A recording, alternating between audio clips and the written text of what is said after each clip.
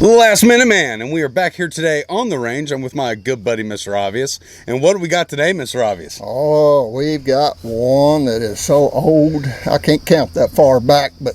Well, we're hillbillies, though, so, you know. I got 10 toes, 10 fingers. And your shoes are on, so it gets a little complicated for us. Yeah. But, yeah, this is a Browning A5. Browning A5, my grandpa's old gun that's been handed down to the family through the years, so... And when did these come out, Mr. Obvious? 18, and you have to refresh me a little bit. 1898. 98? Yeah. 1898, and these are a semi-automatic shotgun, and good old John Moses Browning, the man, the myth, the legend. Yep. He just about anything made today has got his initials on it somewhere. I mean, everybody stood on the shoulders of his genius, really. I'm telling you, and created these that guns. guy was a master, let me tell you. Just not enough good can be said about him. Historically, he leaps forward in technology. Came from him, and the world was blessed to have a guy like that for a time. Yeah. But today we've got what I think is one of the neatest things he made. This one is actually a 1953 vintage. 1953 model. And we know that from the serial number. Serial numbers were not mandatory on firearms before, I think it was 1968. They were not mandatory. It could have been 64, somewhere in there. I'm sure somebody in the comment section can let me know what it is precisely, but it's something like that. And but people did still serialize things. I mean, I've got old World War II rifles and stuff that aren't necessarily serialized, but they stamp everything so you know it's all part. It was built for that gun. Yeah. And these were actually serialized though.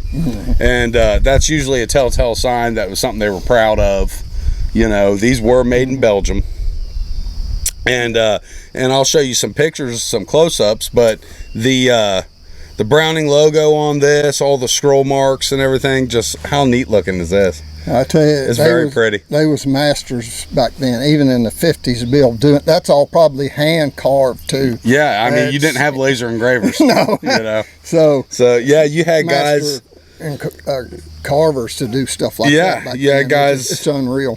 Guys that were true masters, and like I said, we'll show you some close-up photos while we're discussing this here. But what caliber is this one? That is a 12 gauge. It shoots 2 3/4 inch. So right. So no magnum loads on this one. No magnums. No, it's an older gun, but it shoots high brass well. It shoots low brass. So. Yep. And with Last Minute Man, me was talking earlier about how to change it over from high to low brass. You can find that on YouTube if you want to know. It's just simple, just unscrewing the cap and sliding the stock off and flipping the big wide ring over. And yep. That's about it. And there's some other adjustments you can do. Yeah, it's got a smaller ring underneath it. You can actually move to the back, and it'll make it way even softer. I guess if you were shooting black powder loads or something like that, something perhaps. Like that, yeah. But that's just mere speculation on our part. Yeah. But yeah, this will pretty much shoot whatever you put in it. You just got to know what adjustment to have it on.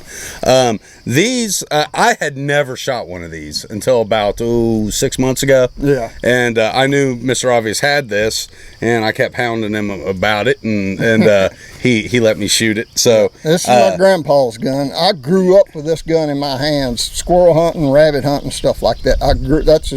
You took this and won turkey shoots with it. Yeah, I've took it to turkey shoots. Yeah. I've won turkeys and hams and pies and stuff like that. Turkey shoots. So. That's what us hillbillies in Kentucky, we really go for the pies and stuff, and you can tell that by looking at us. But this is just, I think, a beautiful shotgun. You've kept it in really good shape. I mean, this is used.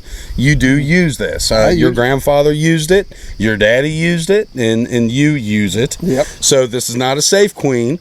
So, the bluings wore off a little bit. It's got that nice patina that you get. And but it still is very functional, very much a usable shotgun. I love these. To me, this is kind of like finding that Corvette in a barn that's been sitting there since 1967 or something. It's neat. It's something you don't shy away from using, but you want to protect it. You don't want to beat it up or nothing. And just the bluing on the barrel is excellent still. I mean, it's still pretty good. It's pretty good. It's been handled a lot. I've hunted and hunted and hunted and hunted growing up with this. It's the squirrels and rabbits and stuff I've killed with this gun is just unreal. I mean, I pretty much raised a family growing up with this gun. Yeah. When you're talking from a hunter's perspective, a shotgun is about as good as it gets. Yeah. You know, because you can do anything you want with a shotgun. I mean, especially modern shotguns that have magnum loads and things like that in them. But this brought home the bacon, so to speak, for a lot of families. But let's get out here and shoot it and kind of just play with it a little bit here and show you how it patterns and show you a little bit of the functionality of this gun and see if we can shoot decent. Okay, Mr. Obvious, so show us all the little different levers and notches and all this neat stuff that's on this rifle that guys like me don't know a whole lot about. So load her up and tell us what it does. The older model's got a button on it. So you have to put it, when it's empty, it'll lock back. Push the button, it will chamber drop around. to action. So you put 2 rounds in it. Now it's got like a kid safety on it. So it's got this little lever on the opposite side. You can flip it. So when you see the round in there, you flip it, it locks it in. It won't let a round go in it. Isn't that neat? Huh? That is so cool. It's like a kid safe, a kid don't know or something. So if you're hunting or got one in the gun, you can't get a round in it.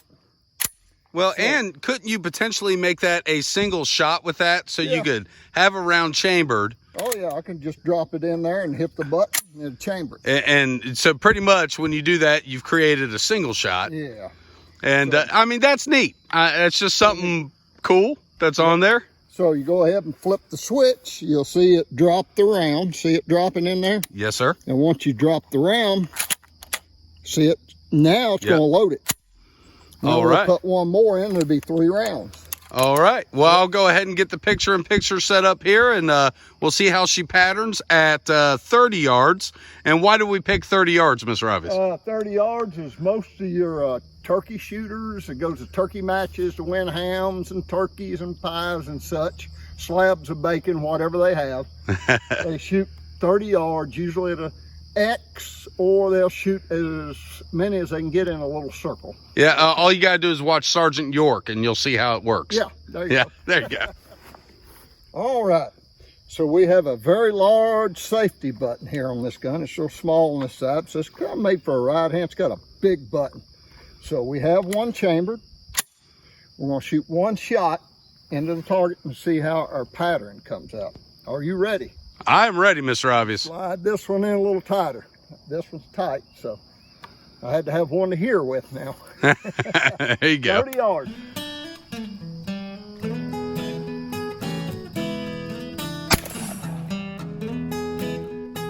All right. Look at the pattern on that. Now go ahead and give us a rapid fire there, Mr. Obvious. Let's see how this thing functions. All right, let me put one more in, and we will do. And now this is plugged also, correct? Yeah, I'll hold 3 shots. So. When it's plugged, yeah. According to your state rules and regulations. So here in Kentucky, we can only have 3. So. Yeah, that's when you're turkey hunting. Yeah. Yep. Ready? I'm ready. Look at that. And it locked back to the rear? Locked back to the rear like it's supposed to. And that is a firearm that is semi-auto from 1953. And look at them. They just work great, don't they? They're sweet. All right, so I'm going to try my hand at this. We've set up a little competition over here where I'm going to take one shot at the target to your left. Then I'm going to transition to the steel target, and I'm going to fire my final 2 shots at it, just rapid fire. And just showing transitioning, just doing something a little different. Now we got turkey shoot going on here too. Yes, sir. So you want that first shot? We can accurately pattern. Yeah. On this little target. So this is already loaded up. I'm going to fire 1 shot at that and 2 shots at the steel target. Yep. We're going to see how many shots you get that little red circle on that target over there. Then I'm going to see how many I can get to who wins this turkey match. There you go. All right. Let's see. I kind of know who's going to win, but we'll see how I do. All right, we ready? You never know about a shotgun. They're unpredictable. That's all right. Here we go.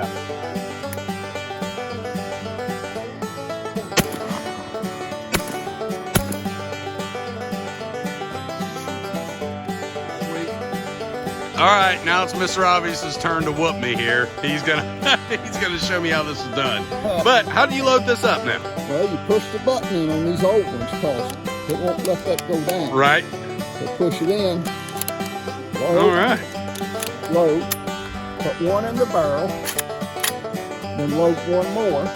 And then your safety. Three shots. Safety's on. Push the safety off. We're going to shoot the right-hand target. You shot the left, right? Correct. Yes, sir. You can shoot at my target too. That way we can just say you missed. That's fine. You'll for sure be the winner. Yeah.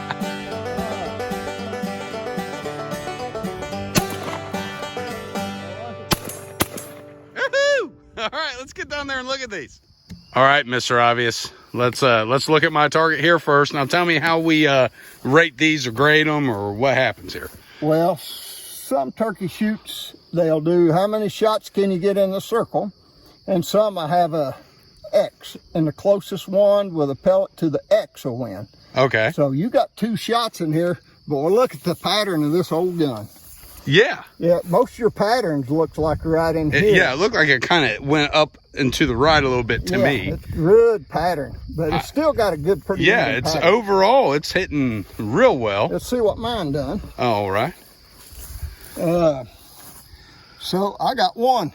So you win. You got 2 shots, you lucky cotton. Well, what about that? All right, well. The shotgun god was smiling on me today. Looks like my pattern was just a little high. If I'd have helped my bead right here, I'd have put 3 or 4 shots in it, looks like. But see, yeah, a shotgun pattern's different from shot to shot. You know, you don't know what's going to happen. And neither one of us missed the transition over to the steel target either. No. So that's pretty neat. That's just throwing a little bit of my flair in there, you know. But, all right, so pretty cool. And we are back with our after action report. And what do we have to report today, Mr. Obvious? Obviously, it is a great shooting old gun. And I'll tell you, I hope that John Browning is sitting somewhere looking down on us smiling right now. Yeah. Just tickled that this was his intent, to have something that people could use, bring home the bacon, and get together with family and do a little shooting and have a little fun on a beautiful day here in the wonderful United States of America. Yeah. So, yeah, this is so cool. Love this shotgun. I really do. And he built this gun in 1953, and here it is, what, 2022, and we're still shooting it. Yeah. And it works as good as today as it did back then. It's just unreal. One thing is, since I did win the turkey shoot, there wasn't a ham or nothing for me to win. So that's, I don't have a ham, slab of bacon, a pie, or a turkey to give him, but I guess I can run over here in the woods and give him a squirrel right quick. There you go. Yeah, that'd be all right, you know. bring home some meat. But we have to wait till season comes in. Yeah, that's true. You can't just randomly do that. Yeah. Local laws, people, local laws. But yeah, get out and have a good time with these things. This is so neat.